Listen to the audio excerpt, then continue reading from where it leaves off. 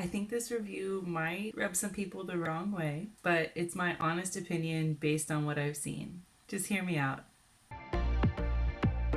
I've seen some teachers mention NativeCamp in Facebook teacher groups and elsewhere on the internet, so I wanted to see what it's all about. It's a Japanese focused company. I think most of the students are in Japan and Taiwan, but they offer 24/7 scheduling, so I think there must be more students located in other time zones. The frequently asked questions and the teacher terms of service both mention NativeCamp Singapore, so it seems like maybe they're registered in Singapore in order to take advantage of some kind of legal loophole. I'm not really sure. It's a little bit suspicious, but that's just the beginning. As usual, let's do the pros and cons. The pros. There are basically no requirements. Teachers must be 18 years of age and speak English. It's not necessary to be a native speaker, despite the fact that the word native is in the company name. It's a little bit confusing, right? Successful candidates must pass an online multiple choice grammar test, but I did it at midnight after a really long day with the TV on in the background while only skimming the questions, and I still managed to pull off 100%. So if you speak English reasonably well, you will be able to meet the threshold of 80%, which is the requirement.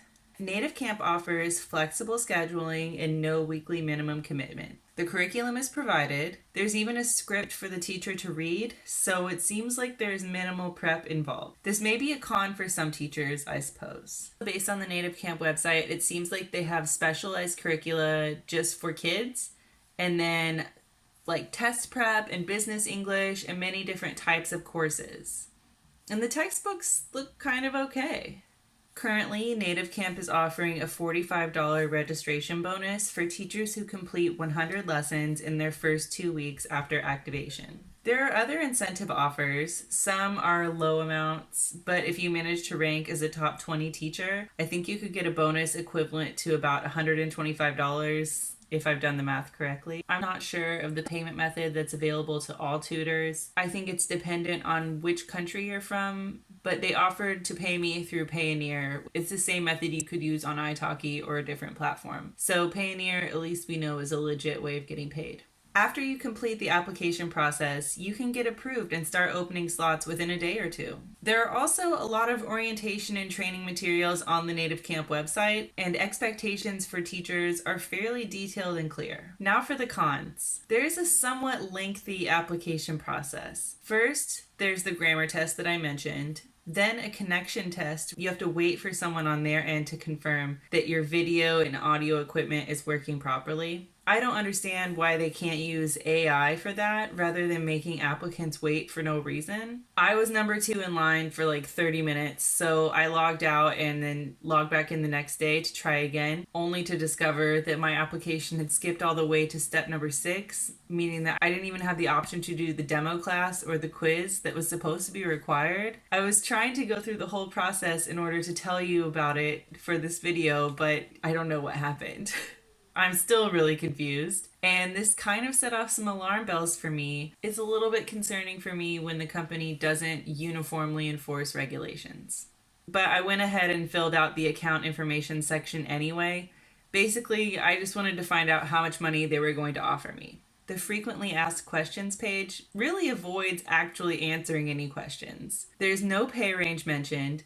Teachers have to apply in order to find out what teacher rank they are, and then pay is based on that. Honestly, I think this practice is pretty shady. Having researched a bunch of teaching companies, I'm really just disgusted with the nationality-based discrimination. I prefer it when a company just states that they pay teachers from certain countries less. Keeping it so hush-hush and making it seem like pay is actually based on merit just seems really messed up to me. Anyway, after doing basically nothing, I was offered $8.96 USD per class. So that's almost $18 per hour. But from my research, I think Filipino teachers are only getting $2.50 an hour. I realized that this level of pay might be enough to make it worthwhile in other countries with lower cost of living. But the fact that the website says that pay is based on performance and experience, and I haven't actually done anything yet and ended up in a higher tier, just feels wrong. All monetary amounts are expressed in NCC, which stands for Native Camp Coin. 1 NCC is equivalent to 0.02084 USD. There are two types of classes at Native Camp. Booked classes, which means classes that were reserved in advance, and what's called sudden class, which means short notice or on-demand lessons. It seems a bit counterintuitive to me, but teachers are paid more for booked classes than they are for sudden classes. So depending on the teacher rank, I think for V5 ranked teachers, which is what I am, it would be somewhere in the neighborhood of $9 per class for a booked class and $4 per class for a sudden class. NativeCamp says that offering sudden classes to teachers is actually a benefit for teachers because you don't have to wait for a reservation. You can teach in your spare time just whenever you feel like it. But at the same time, I feel like it's so convenient for students that it would make sense that you would charge students more for the sudden class and then also pay the teachers more for that situation because really they're working on demand for the company. But I mean, these are just two opposing perspectives. Based on my use so far as a newly signed teacher, their website seems really poorly designed compared to the competitors. NativeCamp got started in 2015, so they've had a lot of time to level up and they just chose not to, I guess. NativeCamp's website also suffers from the perpetual problem of glaring grammatical errors. When will teaching companies figure out that they can just hire one of their own native speaker teachers to edit their website text? It would really just improve their company image so much. So here are a few more cons about the actual functional nature of teaching on NativeCamp.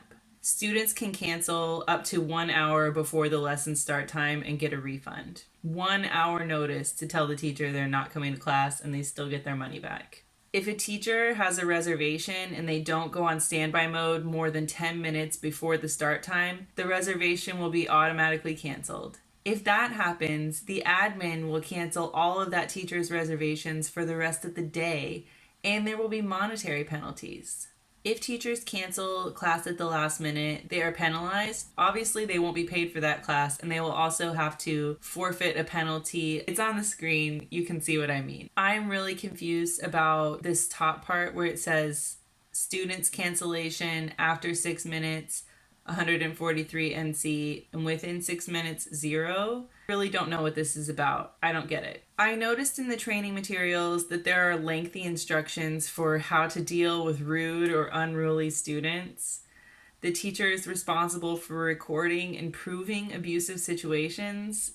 And to me, this seems really questionable. If so much attention is paid to this during the orientation process, then it must be a common problem. So it seems like there really isn't much in the way of protection for teachers. There are also quite a few bad reviews on various websites that expose some truly shocking claims. I won't repeat the particulars here because I can't verify both sides, but I'll just say that it would take an extreme level of paranoia and imagination to come up with this stuff for no reason. So it makes me kind of inclined to believe what I read, unfortunately. So all of this put together makes me feel like NativeCamp is not only just kind of a bad option, but it might even be exploitative. I did not set out to roast NativeCamp, but that's where we ended up. From my perspective, I'll have to say that if you have other options, I would highly recommend exploring those options before considering NativeCamp. I think there are better platforms out there with more protections for teachers. If you're a current teacher for NativeCamp and you want to dispute what I've said, please drop a comment below. Sorry. Thanks so much for watching. Make every class your best class. Bye!